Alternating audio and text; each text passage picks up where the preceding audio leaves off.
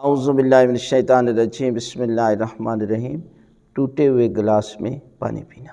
تو یہ ہے کہ ٹوٹا ہوا برتن ہو، چاہے گلاس ہو یا پیالہ ہو یا کوئی بھی برتن ہو، اس میں کراہت کی گئی ہے کہ بہتر ہے کہ آپ اس گلاس میں پانی نہ پئیں، اس لیے کہ اسی کے ذریعے گھر میں غربت بھی آتی ہے۔ لہٰذا جب بھی کوئی برتن ٹوٹ جاتا ہے تو اس کو جو ہے وہ تلف کر دیں، ضائع کر دیں،